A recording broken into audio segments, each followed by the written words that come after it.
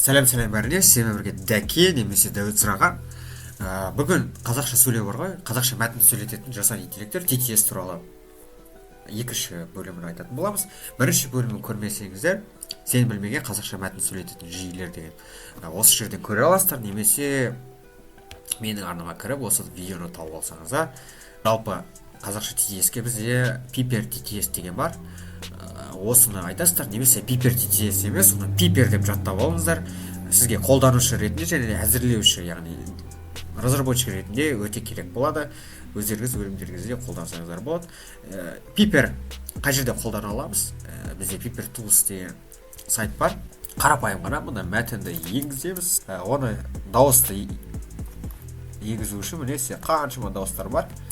Барлығы тегін. Мұнда қазақша дейміз. Мұнда сізде 6 дауыс болады. Сосын қарапайым ғана install деген жасыл кнопканы басамыз. Сосын сізде көшіреді. Бізде міне қазір сэмплді көрсетейін. Кемпір қосақ аспан көмезінде Кемпір қосақ аспан көмбезінде. Міне сізде 6 дауыс бар. Жалпы бізде Исайды білетін шығарсыздар. Назарбаев университетінде корпус Исай деген жалпы жасанды интеллектпен айналысады. Осындай модельдер шығарған, тағы да түрлі. Сол модель деген кезде бізде директор жасаған, сол директор бойынша Piper қолданып, обучать етіп, модель жасаған. Осылай 3 түрін қолдана аласыздар. ICK, XLOW, Raya, XLOW деген осылай бөлек жасалған 2 дауыс. Немесе Исай деген болады. Сізде 6 бақандай 6 дауыс болады. Енді дауысымызды таңдаймыз. Мына жақта шығып тұрады екен ғой. Мысалға маған стик ICK деген аты жазылып тұр екен ғой. Donald деген басайын.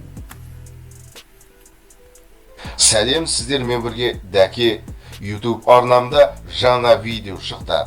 Сақтап аламыз, болды. Осы жерден қолдансаңыздар, қазір мен және айттым, тест жасап көрейін деп интернетті өшіріп тастаймыз. Мұнда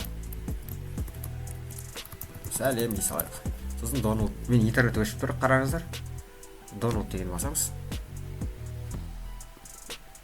Сәлем. Міне, дайын. Интернет сізде істей береді. Ол бізде қалай жұмыс жасайды? Ол кәдімгі сіздің өзіңіздің компьютеріңізге көшіріледі. Міне in memory деп жазып тұр. Сосын ары қарай сіздің компьютеріңіздегі ресурстарды қолданады.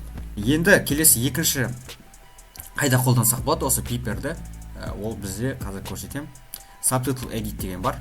Соның ішінде де қолдансаңыздар болады. Мысалы, осылай субтитрді ашып аласыздар. Сосын мұнда үстіне видео, одан кейін text to speech and add to video деген бар. Сосын мұнда қайтадан Piper дегенді таңдайсыз. ICK деген, сосын Raya деген бар. Осы үшеуін біреуін таңдайсыз. Бұлай generate speech from text деген басасыз да, окей дейсіз. Ары қарай көріңіздер, істеп осылай істесеңіздер болады. Келесі бізде Piper бойынша тағы да дауысботты жасаған болатынбыз. Және дәл дауыстар бар. Енді менде 2-ақ дауыс бар.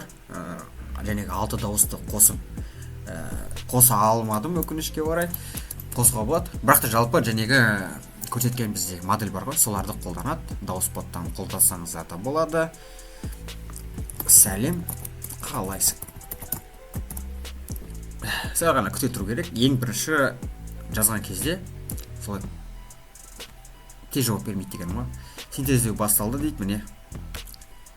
Сәлем, қалайсың? Келесі voice деген команданы жібереміз, сосын Raya деген таңдаймыз. Қалайсың? Міне, көріңіздер ма? Синтездеу тез жұмыс жасап кетеді. Екінші қосқан. қалайсың? Одан кейін дауысботта мынандай қызық нәрсе бар. Осымен видео аяқталды. Сіздерге ұнады деген ойдамын.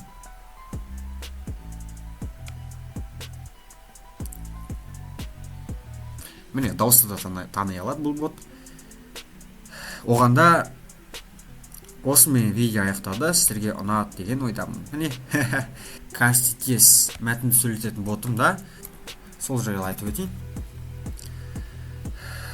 Дауыс таңдайық. Міне, қазақ, орыс және ағылшын тілдерін қостық. Бізде ағылшынша өте көп. Интерфейс жаңарды дегенім ғой.